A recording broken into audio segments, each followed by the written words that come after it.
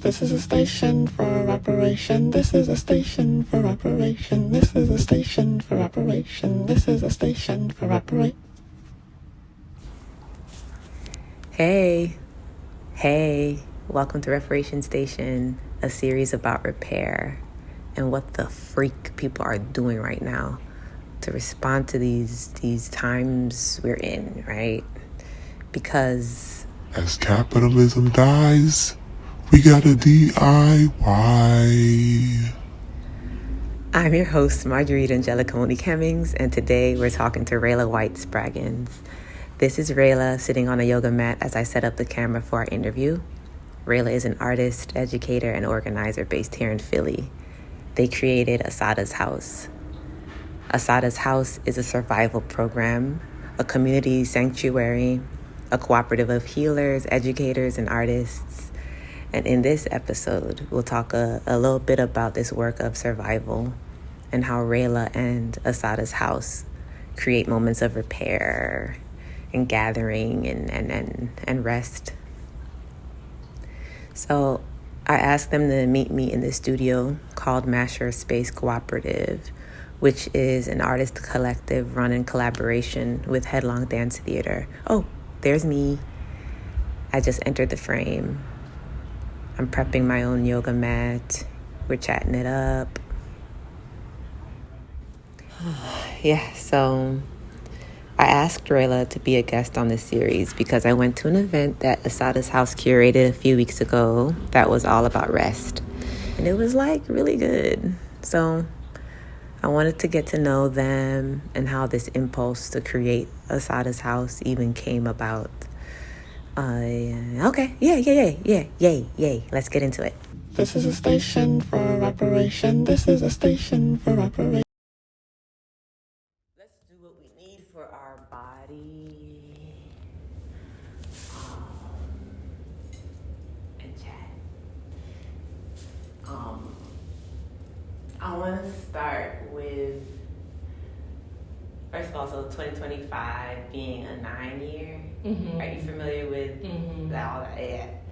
And so one thing I want to ask, or I've been asking the people I've been interviewing, is to look over the last cycle of 9 years for them and see what themes, what kind of lessons, what kind of revelations, or what are some of the things you've been working through?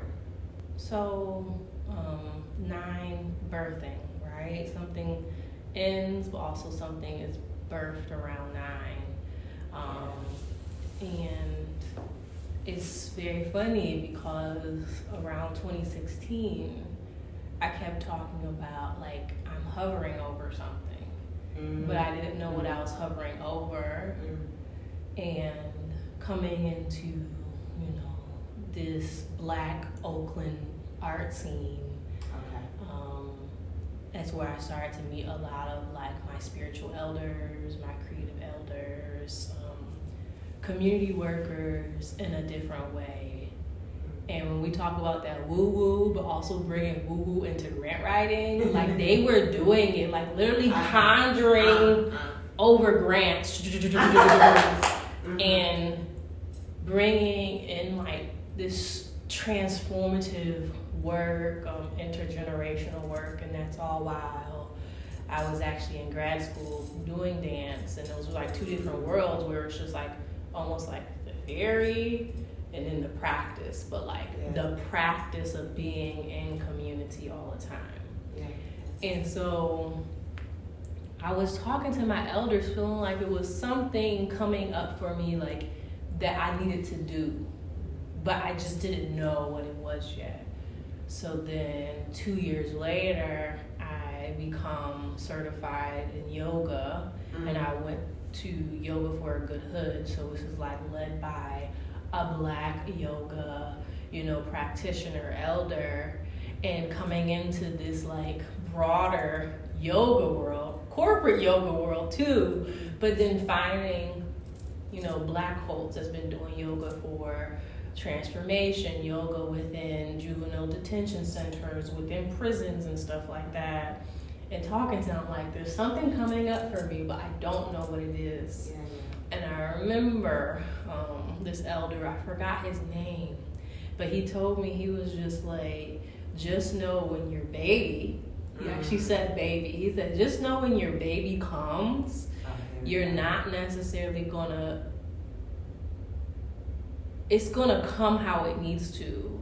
And so all this thinking that you're doing at this time, you're going to naturally want to do that, but it's going to evolve in its own way, in its right pace, and when it's like literally time to come out of you, it's going to come out, you know. Oh, wow. And so now I've been in Philadelphia for going on 7 years. Okay. I was a teacher, 4th and 5th grade teacher, and then I started to get more into the arts and cultural space, and I feel like over the last year was a very big push for my baby to come out. And so I was made very uncomfortable within the last year of my 9-year cycle, and ultimately that push was, it's time for you to focus on bringing this thing to life by any means and really hunkering down. Got you. And so my baby, Assata's house, had to come out, but it also had to come out with integrity. But at the same time, too, I didn't realize the medicine of Assata's house was all lived experience up until that time that then had to come out of me. Versus me just sitting here and planning a thing. It's like, I had to live it, I had to absorb it, it had to incubate, I had to hover over it, I had to pray over it, but also a big part of that was allowing like Source to actually inspire the work, you know, versus being like, I'm going to think and strategize this thing all the way through. It's like when Assata's house let itself be known, the name Assata came. You know, and it didn't necessarily just come because of Assata Shakur. She was a thought elder, I feel, but literally thinking about like, this is a big nugget that you've been over. Only an Assata can hold this in that name, meaning she who struggles. And so Assata's house was a part of that. It was, you know, being in an academic space as it relates to art. It was becoming more attuned with my spiritual practices and being a part of performance ritual work. It was also connecting deeply to mothers here in Philadelphia and learning about what it was like to be 29 but have 4 kids and to be extremely stressed and strained, but you need support, you know. It's also literally trying to be that bridge for parents during the pandemic of, I gotta go to work at 12 o'clock, so I'm not gonna be able to wake so-and-so up in the morning to get on Zoom to join school. Okay, I'm gonna wake your child up for you. I'm gonna make sure your child's on for school, and we're gonna tag team this thing. It was lived experience, ultimately, being like, okay, so this is how we're gonna answer, but we're gonna answer this in a way that wasn't strictly determined by myself, wasn't strictly determined by my education. It was about community and spirit and the divine, ultimately.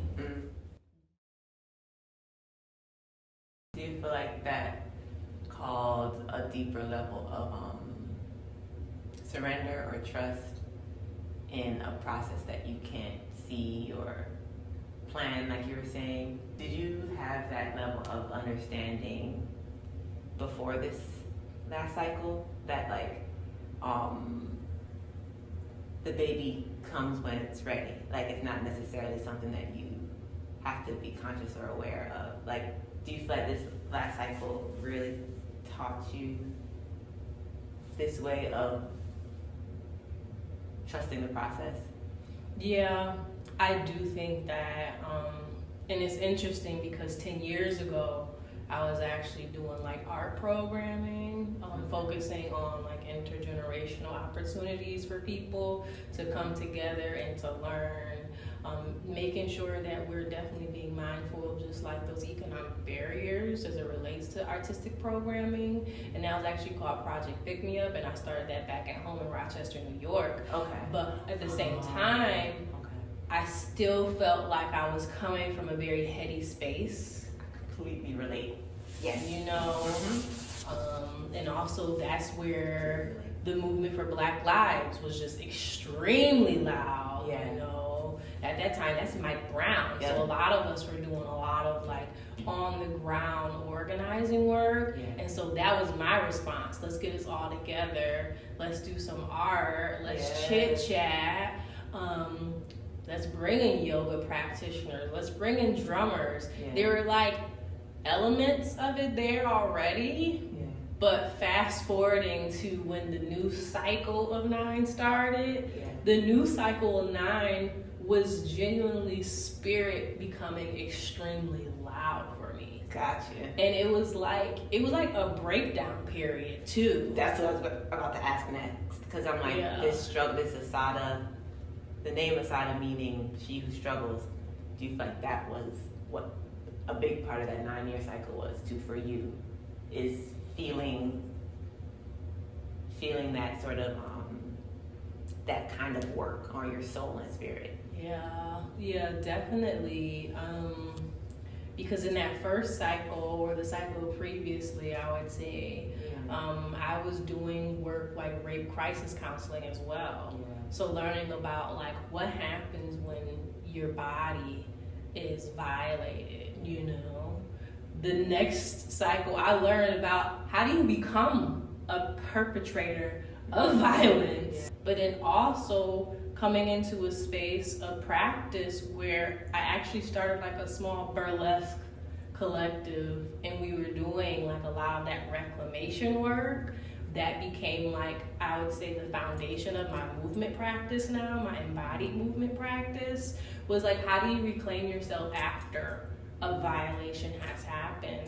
And for me, it was my own personal breakdowns, as it relates to academia, my own breakdowns as it just relates to my vision for how Black people can be great, you know? Ultimately coming back to a place of just like, we need to be together, we need to be fiercely protective of each other, but at the same time too, who are we as Black and brown people to have this level of like cultural expression if it's not anchored by spirit? And so I do feel like, you know, I had these ways of knowing that I was already working with, whether it was just being a young person or just being a person that's living with embodied wisdom. But again, that next cycle coming into, this is how you embody the wisdom. This is how you work the tools. This is how you work the ancestral technology. And it was very uncomfortable because I'm like, I'm a baby in this thing, and sitting at the feet of my elders, these women, these powerful conjure women, these priestesses, you know, who are also academics, and they're also playwrights, and they're also all these other things, you know, in community, and seeing the way that they did their public facing work, but then also being a part of the more internal work on a community level that really, you know, was the engine for everything else that they did. Okay.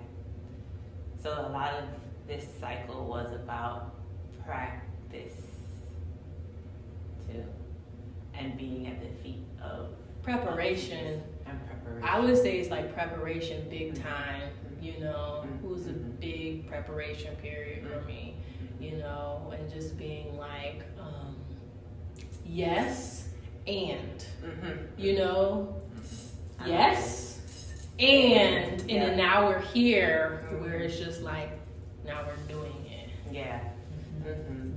Oh wow.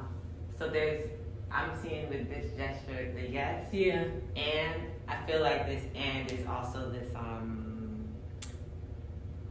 I want want to call it spiritual work. It's the unseen work. It's that work you were talking about, seeing your elders who are also so public facing, like the work that they need to do in order to even be who they are in the public and be still anchored. Yep. Mm-hmm. Yep. So I'm holding on to this one. Yes, and you know, you have your education, you have your conditioning, you have your cultural mores and all that stuff. But then, and how do you stay anchored? What's your spiritual hygiene practices look like? Yeah. You know? Yeah. And how are we also like paying honor to the divine together? Yeah. And I feel like that's something that I had to relearn too. Like, how do we do that together? Do you feel like you knew more of a solo practice of how to do that, like alone? I think yes, but also, this is also during a time where a lot of Black people are leaving the church. Very true. You know, so it's a lot of people finding ATRs. Yeah. You know, which are African traditional religions. Yeah. You know, and all while we're seeing the beginnings of this like loneliness, alienation epidemic. You know what I'm saying? Yeah. So it's like, how do we do these spiritual practices? How do we reclaim culture together? You know? This is a station for reparation. This is a station for reparation. This is a station for reparation. I'm looking at you and I'm just like, I'm just seeing so much of your mannerisms and gestures. So if you don't mind, I'm gonna bring this a little bit closer because I'm like,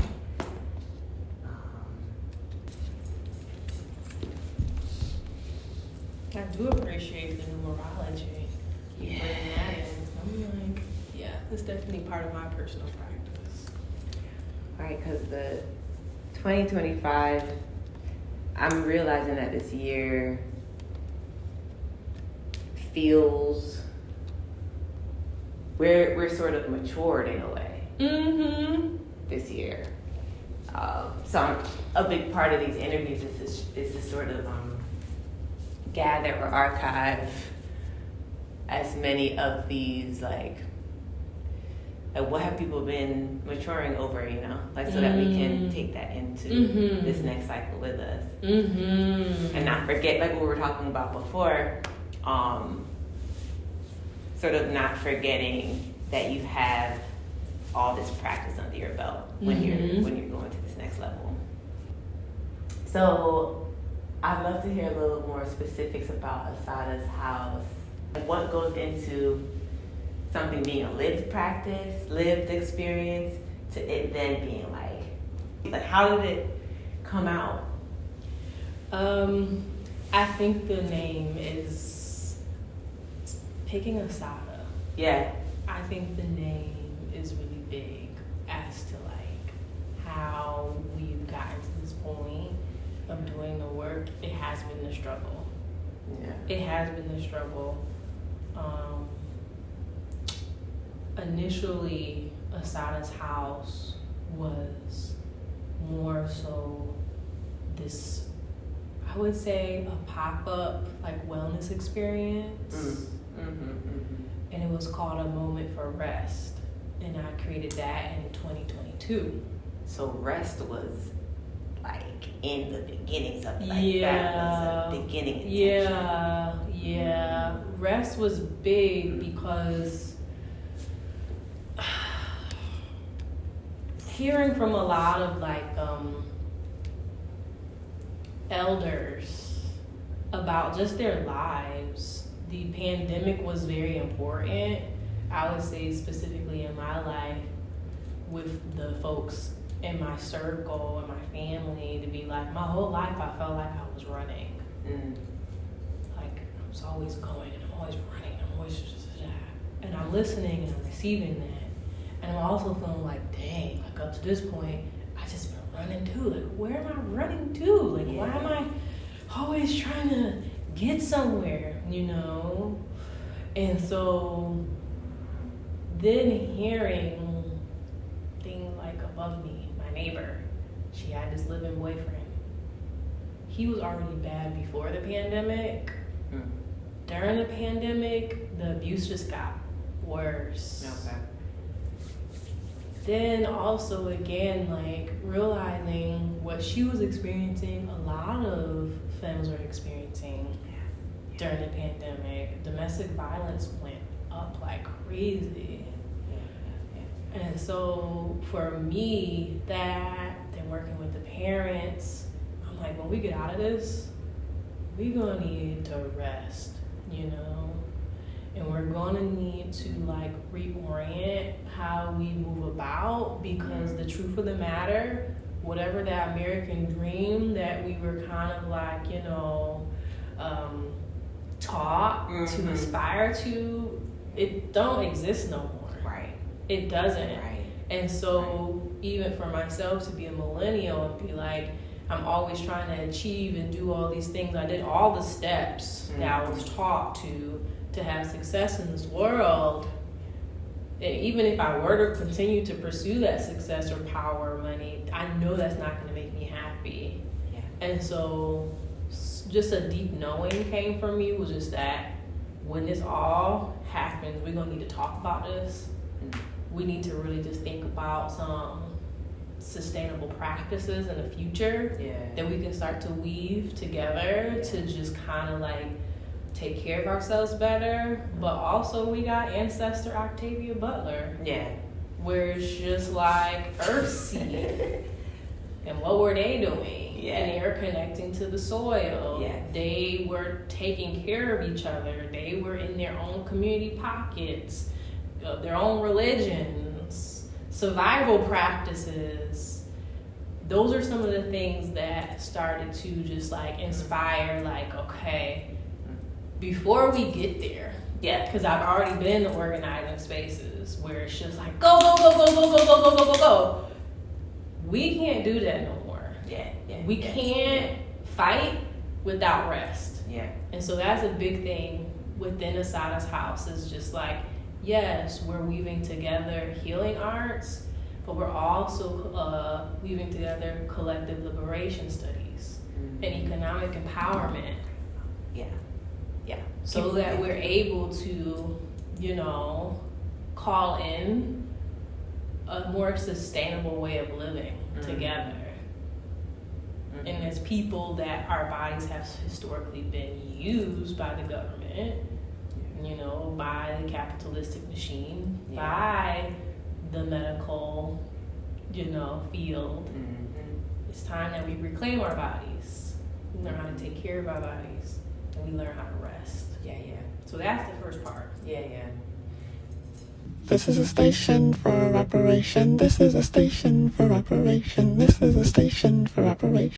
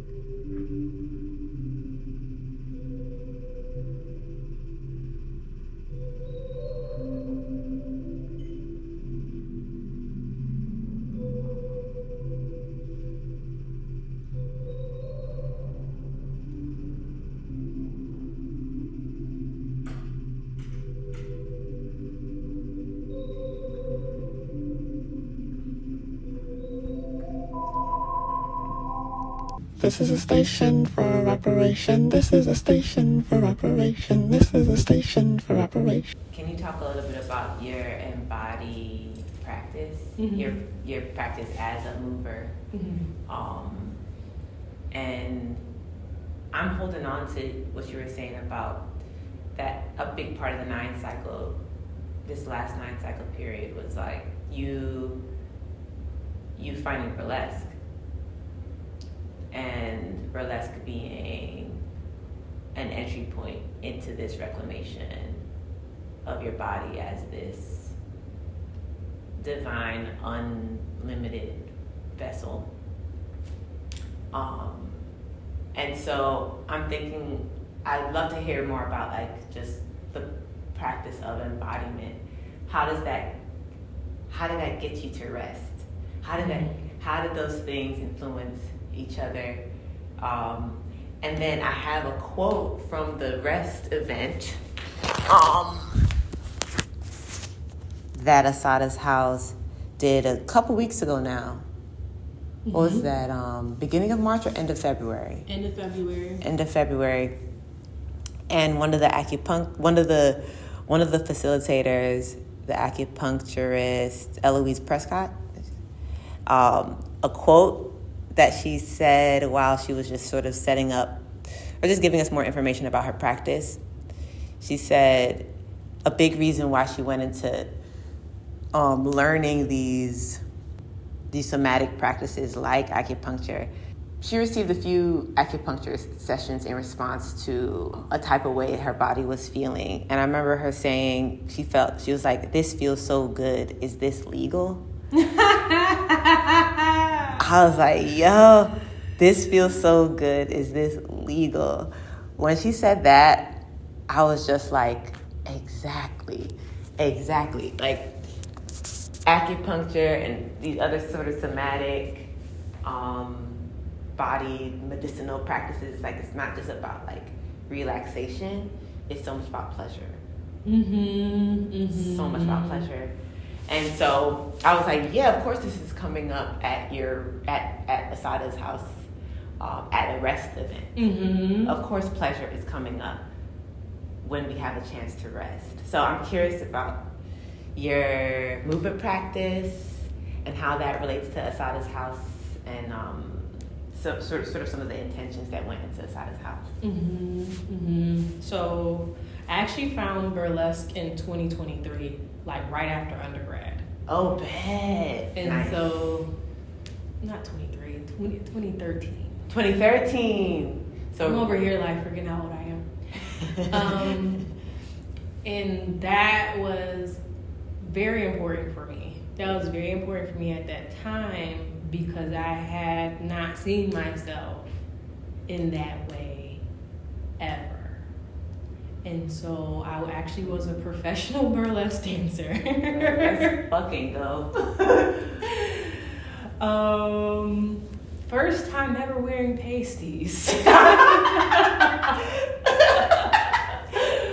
And all the things while literally organizing with like the Children's Defense Fund. Yes. And like, yes. You know, freedom schools and having this level of duality. Yeah. At that time was just like, you know, I'm grounded on about black people, I'm about the children, and I'm also doing this other work where I did not allow those worlds to touch because I was still working through just shame. You know, I was still working through shame. And even after it, I had to have some years to reflect on how that experience was transforming me. Yeah. Because it felt so like insulated, where I would literally be this bombshell on stage and I would leave and put on my Letterman jacket and my fitted hat and just be like very inconspicuous afterwards, you know? Yeah. And so I came back to burlesque while in grad school, while doing ritual movement. Interesting. Okay. I see. And our burlesque collective consisted of educators, herbalists, DJs, dancers, and fitness instructors. And it felt very healing to find like this group of people that you knew loved you, who held space for your experience of what you have gone through before that experience, but also what you were currently going through at that time. Yeah. And we called ourselves DRIP, Divine Ritual Interfacing Patriarchy. Oh! First off, that you ate. Y'all ate with that. And Y'all so it felt very important to do that within this sisterhood. Yeah. You know? And it was so healing, and to kind of be like the catalyst for that. In a way, I was holding that space for others. And that stayed with me, just like, wow, burlesque was so transformative, and I was also able to share it with people I care about. So now I'm in Philadelphia, and I am wanting to be an artist, but also realizing here, I felt like I was more pushed to become an educator here and a facilitator here. I have performed out here, but it felt like my bigger impact that I was making was within the spaces I was creating. So initially, I was doing sensual flow, and this is right after getting my yoga certification. And what sensual flow was bringing together the burlesque, the sensual dance, but also some of the skills I learned related to meditation, mindfulness, and putting those together. And I would just notice the feels. Like the space will get thick sometimes, with energy.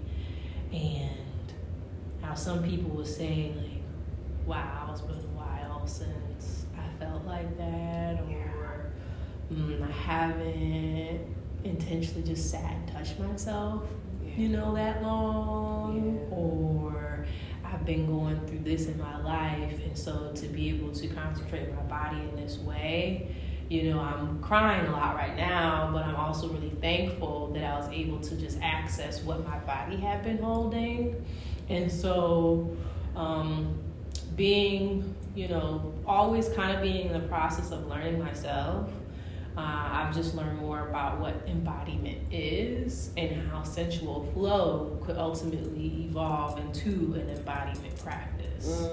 So what I say my practice is at this time is embodied sensuality. And, taking into account the experiences like the people I used to support while being a rape crisis counselor, taking into account the things that I was learning about mothers, caretakers, all the things that they were doing for other people and forgetting to take care of themselves, and also just the opportunity for pleasure that was created in the spaces. The thing that I love to remind people of within my spaces is this is a selfish space. You can't be selfish anywhere else. Be selfish here. If I say something that don't make sense to you, just be like, whatever, Raylá. I like this step. I'm keep doing this one. Actually, 1, 2, 3, 4 don't work for me. But I'm gonna do it this way. And almost like treating it as this like experimentation place, this play space, this space for you to expand as you need to, this space for you to slow down as you might need to, and lean into what your body is like always waiting to tell you, but because you haven't really taken the time to do so because of life, the world, capitalism, that this is a space for you to do just that. And so it is natural that some of that thinking was going to become a part of the ethos of Assata's house. Like, even when we have our meetings and stuff like that and our events, we want to be all about the woo-woo. And when I say that, it's like, yes, we're coming to do a thing, right? We have a plan, that we're going to do this thing, but how it needs to be done, we're going to acknowledge that. Mm. And when we do that collectively, I feel like we create space for magic, for co-creation, Yes. but also deeper connection. Yeah. So that's how I do feel like my embodiment practice has informed Assata's house. I love that. This is a station for reparation. This is a station for reparation. That's reminding me of, so at the Rest event, we got a chance to talk a little bit, like while you were setting up, and you were giving me some context about Assata's house, and you said that you did not want to grow up, you wanted Assata's house to grow deep. Mm-hmm. And hearing what you just said, just about like how having a foundation in the body and how that affects how you relate with anyone who's touching Assata's house. It's like, it's not about us acting like we're doing things. Like, no, we're sitting in something. Like, we are sitting in a calling. We are sitting in a moment with each other. Like, it feels like I can feel the depth inside of your embodiment practice and how that changes. Because creating would you call Assata's house an organization or like a collective or a initiative? What language are you using sort of to like call it as a body? Well, we're definitely working with initiative Initiative. and ecosystem right An now. ecosystem. Yeah. I feel like ecosystem is the most true, language I can use. But I know that everybody wants to say collectives or groups or initiatives, orgs to help them understand the work. Mm-hmm. But I feel like ecosystem is necessary at this time so people understand that they're connected to each other. Mm-hmm. And that how they show up impacts what goes on with me, and my services and my capacity impacts this person, but we're all a part of like moving something together. And so even the way in which we're organized at this time is as a circle, but rings of circles at that, versus like, a higher arc, and I sit at the top as the queen of the castle, and everything trickles down for me. Yeah. But that we're all just a part of like interconnected orbits ultimately. It's wild you're saying this because I was looking at the footage from the event. Because a lot of what I was interested in was seeing like the choreography of just how y'all work. And it literally looked like planets orbiting. I am not joking. Like, I'm excited to like overlay what you just said with the footage of like the way people were attending to the snack food station, to the herbal tincture and medicine station, like how folks were entering in. It was in a circle, like that main space that people entered in, it was in a circle.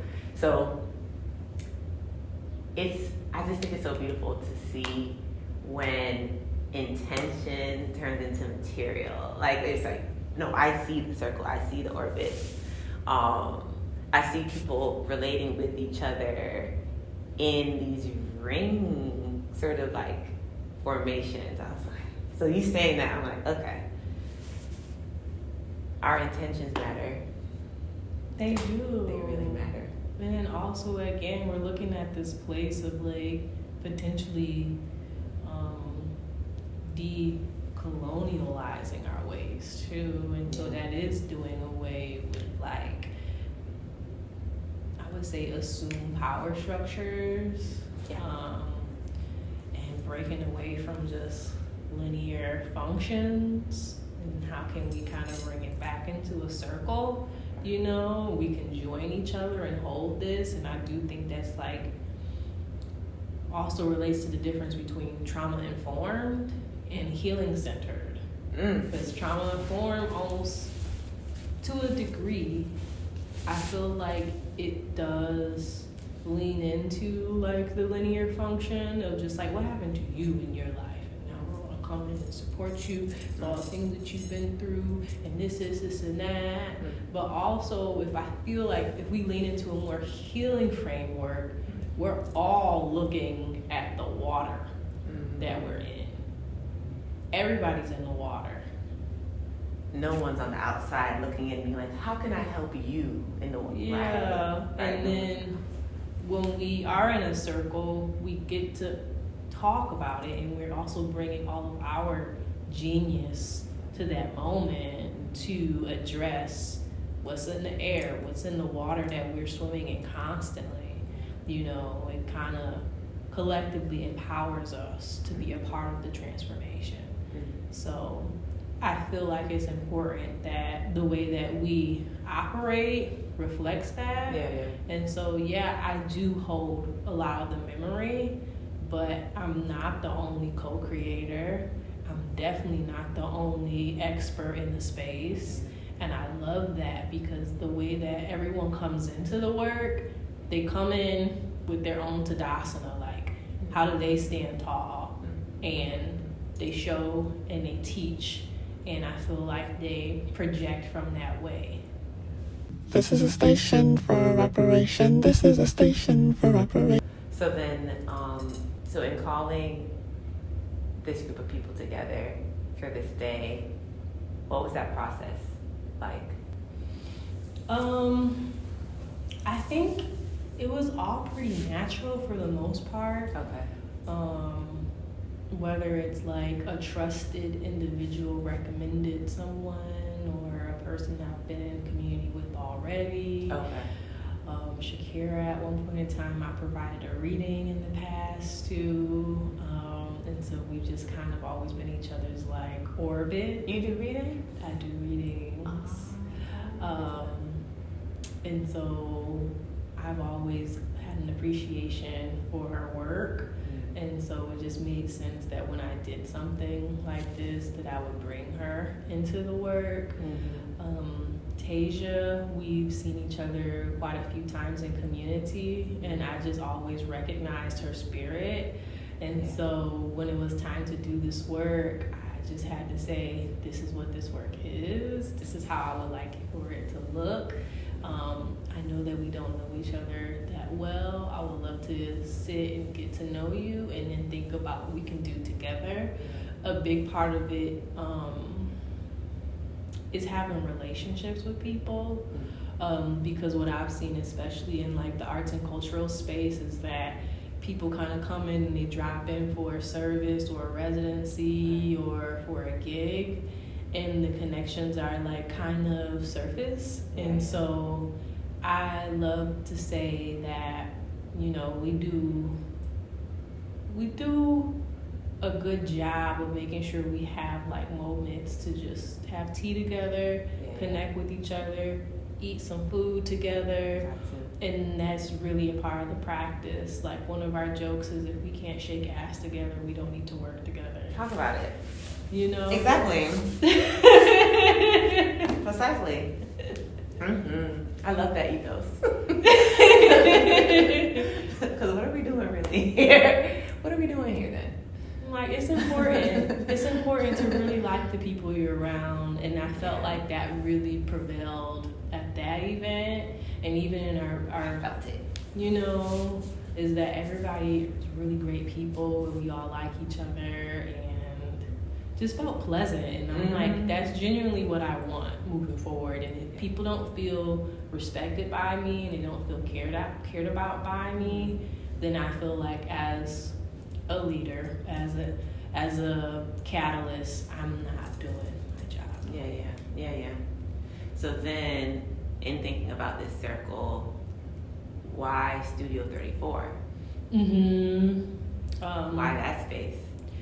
Well, Studio 34, literally within like my first year or so after getting my yoga certification, was the first studio to open its doors to me as a facilitator. See? Working deep. Yeah. Right. So I've been rocking with Studio 34 for 5 years now. Yeah. Gotcha. And like, then to almost like graduate my work, you know, into like curating healing spaces, and for them to say, we believe in this and we're going to give you the space for free. Like, it just felt like trust investment, like I'm valued, and that my work was going to be safe.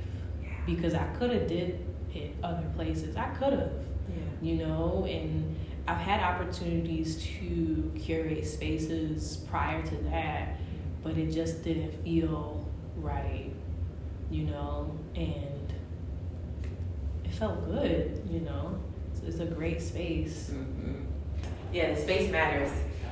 The space matters, the organization you're tied to matters, and it leads into the work you do. Is anything sort of in incubation phase for Assata's house right now? Yeah, we have a lot of things coming up. We have a lot of things coming up right now. Okay. So I would say our first big thing we're rolling out is a program called Tending Our Gardens. And what that is that we will be providing CSA boxes to new mothers and BIPOC families in West Philadelphia. Oh, so that's CSA boxes are like fresh produce. Gotcha. And it's taking from practices that happen in other countries and communities, how that time of life is a very vulnerable time. And something that our highly developed country cannot seem to understand is that if we're so hyper focused on the grind, we're not able to be there for each other and show up for each other. And so creating this community food fund is like our way of supporting people when they need to just focus on healing. Yeah. It's a shame that mothers here, they want you out after you had that baby 1 or 2 days. In places like Germany, you have like a month. In places like Korea, there's literally like these outpatient facilities for new mothers. And so taking inspiration from that is what Tending Our Gardens is. It's not only just the CSA boxes, but it's also going to be programming that's focusing on expecting mothers and birthing people, but also people in the postpartum phase. So it's mental health workshops, lactation coaching, nutrition, and so much more. So that's something that we're going to be starting very soon. And it's a new pilot for us. So dope. And after that, we have our zine release finally. And so I'm really excited about this because we have 5 Black femme writers all writing about like how Assata Shakur has inspired just like their working, their thinking, and just how they show up in the world. And the thing about Assata that I was just like, we can't do Assata's house and not shout out Assata Shakur, because it was just crazy. Like as we were developing the work, there was literally an Assata Shakur quote that spoke to it, and I'm just like, she has to still like hover over this almost as like, I don't know, like a deity of the work itself. But we have one writer that talks about like eco-spirituality and Assata Shakur's connection to just the earth, We have another writer that talks about organizing behind bars and how Assata Shakur was one of the first people that spoke out about just like the extensive use of solitary confinement. And our writer is currently in solitary confinement. She is serving a sentence at Muncie, and she was inspired by Assata Shakur's life, but also gave her like a sense of strength for like how she wanted to show up, for all of her other friends and comrades behind bars. And so we have this very, I say, powerful zine that we've been sitting on for a while. We're actually going to do our zine event in May at Making Worlds. And so we want that to be both a space where the writers can invite community members into the worlds of their entries, but also have a conversation about abolition and and decolonial practices, and what does liberation look like to them, you know? And this is going to be an intergenerational offering, having a little station in there where our children can also be involved in our liberation wall. And then we're also going to do some letter writing to Malika Henderson, who is our zine writer, who's currently incarcerated. So we have that coming up. And then continuing to work on our Care Hub initiative. And so the rest is the beginning of our Care Hub initiative. It's like our biggest one. But through our Care Hubs, what we're ultimately trying to do is connect people to culturally competent providers, you know. So whether it is providers in the healing arts that are BIPOC, or people that understand, you know, the plight, but offering people access to these practitioners either at free or low cost. And so we plan on doing more Care Hubs throughout the years too. Yes. I feel like just from what you shared, that Assata's house is growing. And I'm curious about what are the support systems you're tapping into to help with that growth? What are the things that you might need?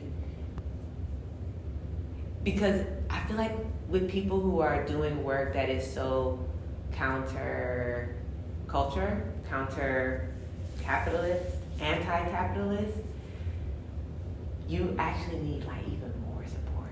Yeah.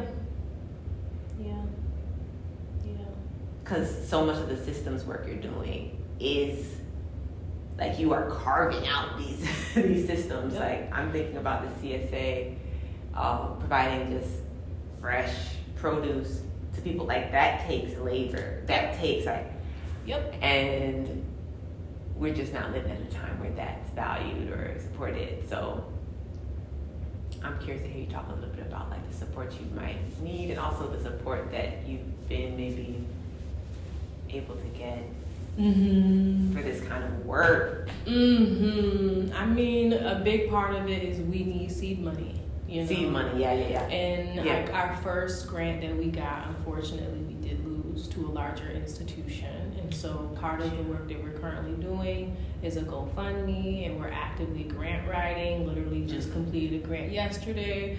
Might write another tomorrow. Period.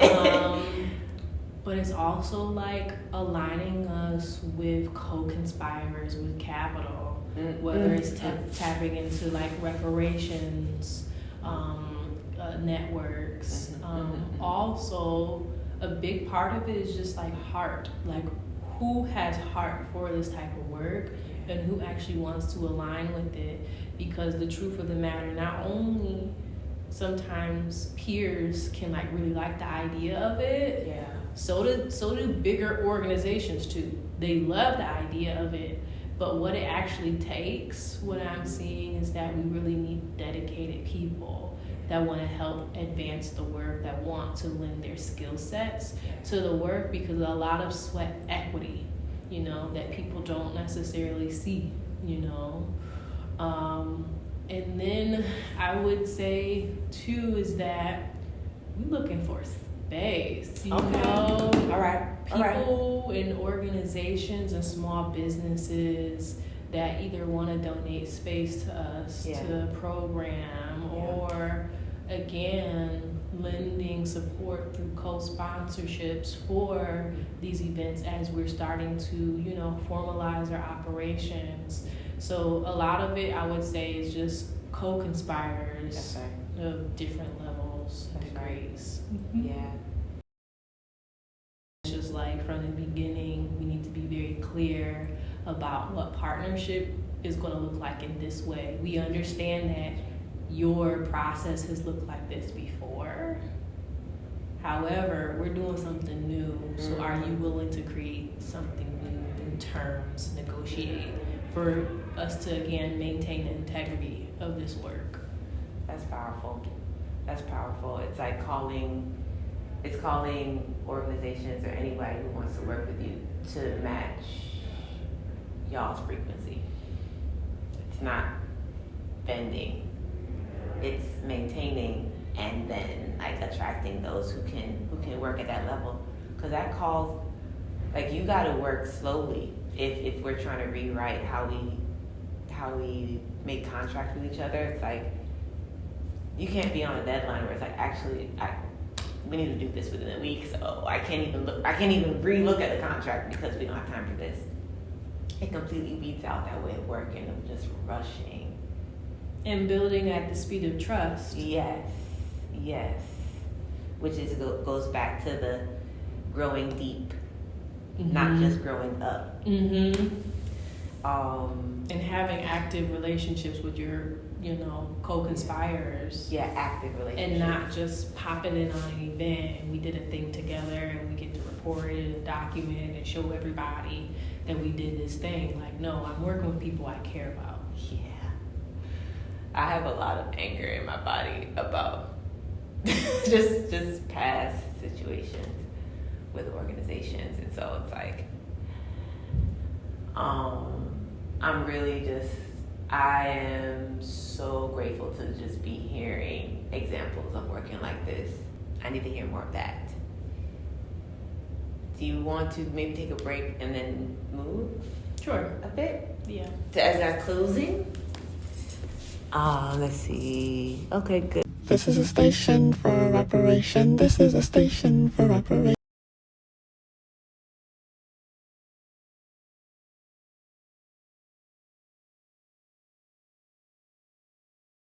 Could you speak more about some of the people who were involved in the rest event that I attended? Yeah. We had Eloise Prescott, who was like an OG Black acupuncturist in the area. Eloise has been around for a very long time. She's an educator. She's also a Reiki practitioner. And what she likes to do is educate in real time as she is preparing to do your work. She wants to know about you, what has happened, what's showing up with you in this moment, and also trying to help you have a level of informed consent about how that work is being done. We also have Zero Jones, who is this radical educator, childhood specialist, musician. And what Zero offers to the work is us thinking about how we can bring this more alternative models of educating people, educating children, but ultimately thinking about how we can bring in just intergenerational education into how we do the work. Something that Zero and I did was thinking about community agreements, and ultimately want people to feel like they have a right to the space. Yeah. And a big part of that is making sure the language is accessible. And how we hold that space and making it very clear about who we are and who we not, Another person, Hannah Victoria, an amazing facilitator, restorative justice educator, a co-conspirer. We also had Kill Jones, who is Zero's partner, who did sound healing for us.